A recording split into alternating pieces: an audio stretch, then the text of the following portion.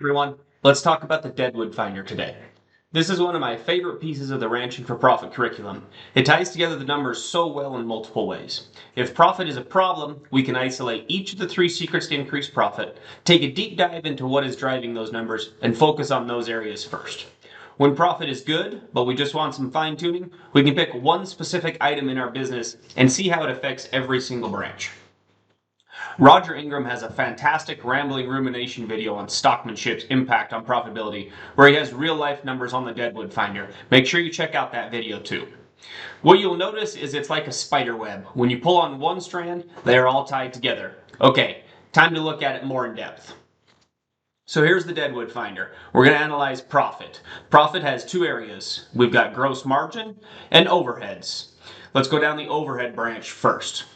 Overheads, the 2 main overheads are land and labor. Land is finding it and keeping it. Finding it is going to be the rent. If you own it, you're going to have opportunity rent. If you rent it, you have real cash rent. And then we have to keep it. That's going to be repairs, maintenance, fixing fences, irrigation ditches, whatever that might be. And if you're renting it, there's also going to be some landlord relations in there too. With labor, there's 2 main areas: people and things. So things are going to be the equipment or the pickups, trailers, dogs, horses, whatever we need to help us get the work done. And people, remember, there's going to be not just the salary, but all the benefits that go along with the whole compensation package. And then also with people, just like with land, we have to find them and we have to keep them. If we go down our overhead branch and those are all in check for our business structure, then let's go down the gross margin branch. We have gross margin per unit and turnover. When we talk about turnover, we're going to talk about enterprise numbers and enterprise mix. So if we're in a cow-calf ranch, our increased numbers would be running more cows in our herd. If we're going to look at new enterprises, it might be adding a sheep enterprise, or maybe we're going to keep our steer calves over to graze next summer. That's going to be another enterprise. So there's 2 types of turnover there. When we figure out those for our business, then let's focus on gross margin per unit. Gross margin per unit is going to be comprised of gross product and direct costs. Remember, direct costs are those that change per unit of production. For our cow-calf ranches, those are primarily going to be opportunity interest, feed fed, and then your vet and health costs.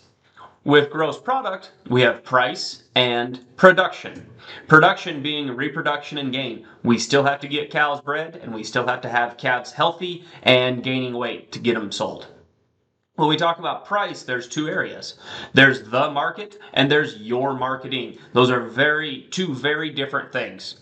So when we get this, you can see we've got the 3 secrets. We've got overheads, turnover, and gross margin per unit. Let's look at each branch in depth when we think about the circle of control as Stephen Covey defines it. In my opinion, you have control over every single branch on this Deadwood Finder. Let's start at the bottom. Do you have control over the things that you use in your equipment? Maybe we have too much equipment, or maybe we could get by with less. But yes, we have control over what equipment we own, what we lease, and what we actually just need in the business.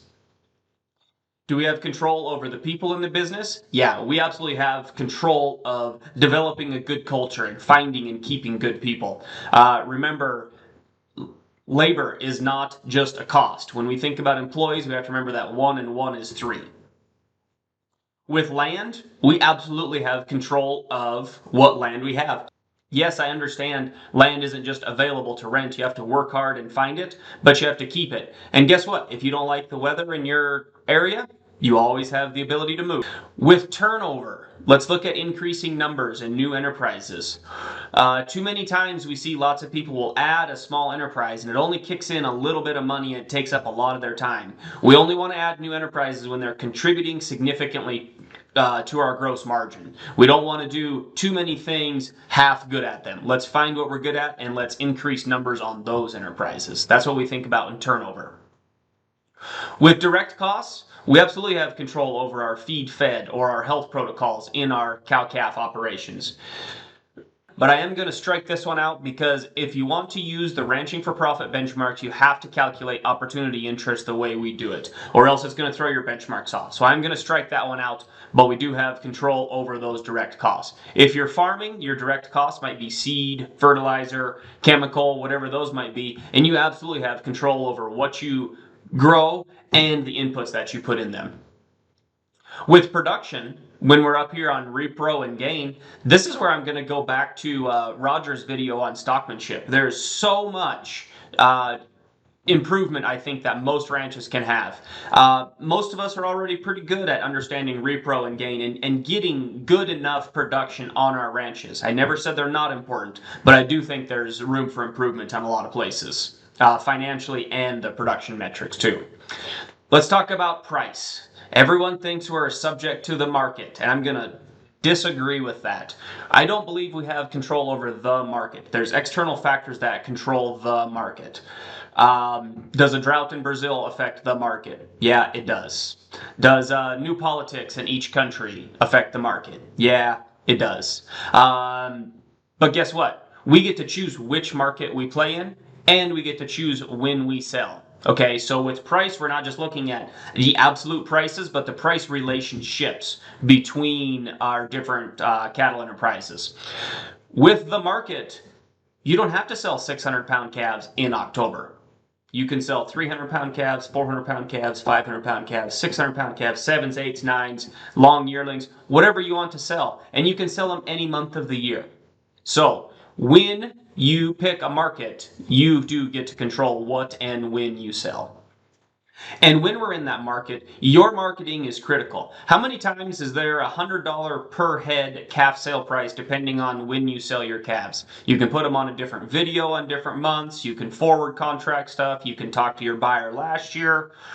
Just dumping them off at the sale barn at October 1st or whenever you usually do is not a good marketing. If you're farming, how many times is there a 50 cent per bushel, maybe even $1 per bushel swing in price throughout the year?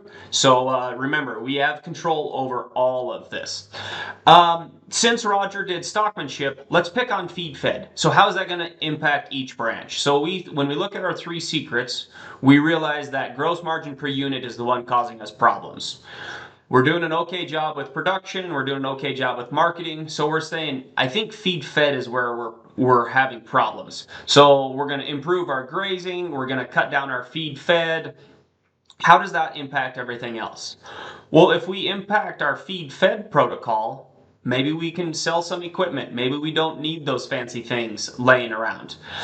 If we're not feeding year round, do you think our people are going to enjoy the work-life balance a little more?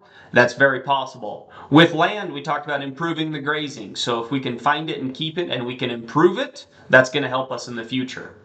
If we have a stronger gross margin per unit, that's going to tell us that maybe we can run more numbers in that, because a strong gross margin indicates we can increase that enterprise.